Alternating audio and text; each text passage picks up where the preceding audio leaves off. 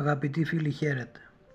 Φρόντισε να μην καταφρονήσεις κανέναν, έλεγε ένας σύγχρονος λογοτέχνης, εν πολλοίς παρεξηγημένος. Και μάλιστα έλεγε πρόσεχε, διότι μπορεί μέσα στην καρδιά του ανθρώπου που θα καταφρονήσεις και θα πικράνεις και θα λιδωρήσεις και θα παραγωνίσεις και θα διαφορήσεις, μπορεί μέσα σε αυτή την καρδιά να είναι όλος ο Χριστός. Γι' αυτό πρόσεχε.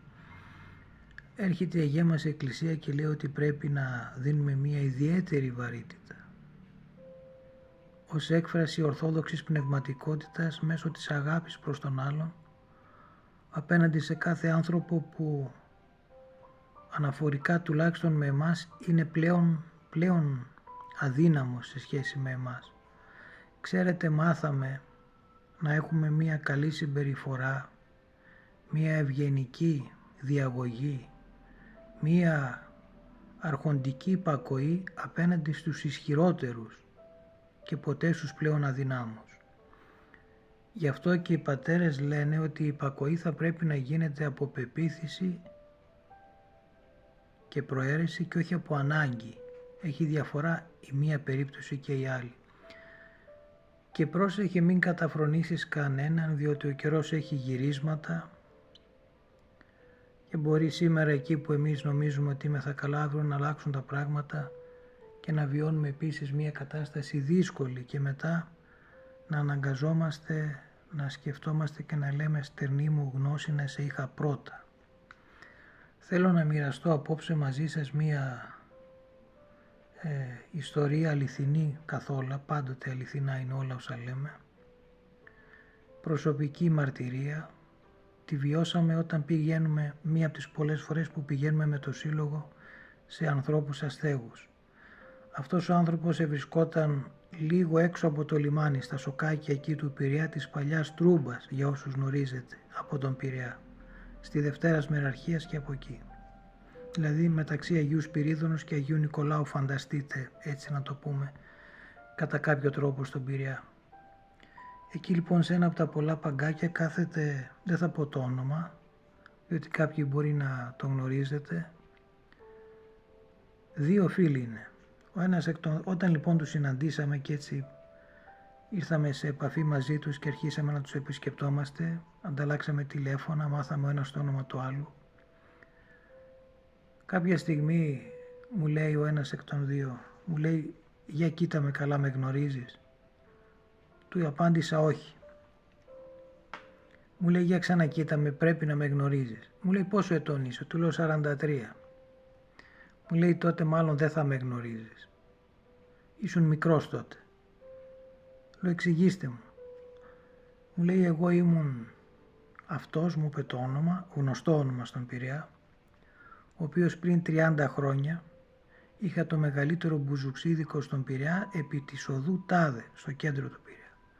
Και με το σεισμό και με μια φωτιά που έγινε καταστράφηκε ολοσχερός, είχα 30-35 άτομα προσωπικό και αυτή τη στιγμή μου λέει έχω μόνο τα ρούχα που φοράω και τίποτε άλλο. Όταν τον ερώτησα πού πλένετε, μου είπε στη θάλασσα. Να ξέρετε ότι οι άστεγοι του Πειραιά, όσοι δεν πηγαίνουν στα οικίματα του Δήμου ή με τη σύμπραξη που η Εκκλησία βοηθάει πάρα πολύ, όσοι δεν πηγαίνουν εκεί, πηγαίνουν στην περιοχή από το Φαλιρικό και μετά και πηγαίνουν όπου βρουν παραλία και πλένονται εκεί. Κάνουν μπάνιο δηλαδή χειμερινό, όσο αντέχουν. Και μου είπε ιστορίες από τότε που είχε εξουσία και δύναμη και μου είπε ότι ήθελε ο Θεός, μου λέει, επέτρεψε να έρθουν τα πράγματα έτσι, διότι είχα πάρει, μου λέει, πολύ ψηλά τον αμανέ και νόμιζα ότι ήμουν παράγων ισχυρός. Πέρασαν πολλά χρήματα από τα χέρια μου. Μετά από αυτό με το μπουζουξίδικο είχα και μαγαζί με γυναίκες, άρχισε να μου λέει διάφορα. Και τώρα μου λέει ταπεινώνομαι και ζω μια άλλη ζωή εδώ στο παγκάκι. Και κατά διαστήματα πηγαίνω και με φιλοξενούν και κάποιοι φίλοι. Γιατί το λέω αυτό? Διότι βλέπεις άνθρωπο και δεν ξέρεις τι κρύβει ο καθένας μέσα του, την ιστορία, την πορεία που έχει διανύσει μέχρι σήμερα. Αλλά εμάς δεν μας ενδιαφέρει αυτό, ούτε ποτέ θα ζυγίσουμε το παρελθόν ενός εκάστου κατά πόσον είναι φάμαρτο πολύ ή αν είναι φάμαρτο λίγο.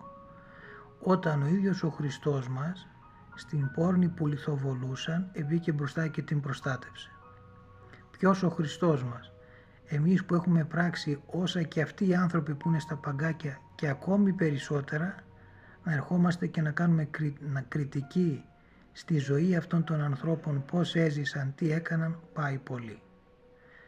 Μην καταφρονήσεις λοιπόν κανένα, άνοιξε την αγκαλιά σου και αγάπησε κάθε άνθρωπο, άλλος θα μας κρίνει και εμάς και τους αστέγους και τον κάθε άνθρωπο που έζησε αλλιώς στο παρελθόν και αλλιώς τώρα. Ας προσευχόμαστε όλοι με πολύ αγάπη και με πολύ ταπείνωση. Δεν χωρά ούτε κακία ούτε μνησικακία αυτός ο τόπος. Και είναι το χρονικό διάστημά μας ο Θεός να δώσει να είναι πολύ για σας, αλλά είναι σχετικά σύντομο για όλους μας. Επομένως, ας δείξουμε έργα αγάπης. Αυτά πρέπουν, αυτά αξίζουν, αυτά ομορφαίνουν τον κόσμο μας, τον κάνουν πλέον ανθρώπινο και χριστοκεντρικό. Αγαπητοί φίλοι, χαίρετε.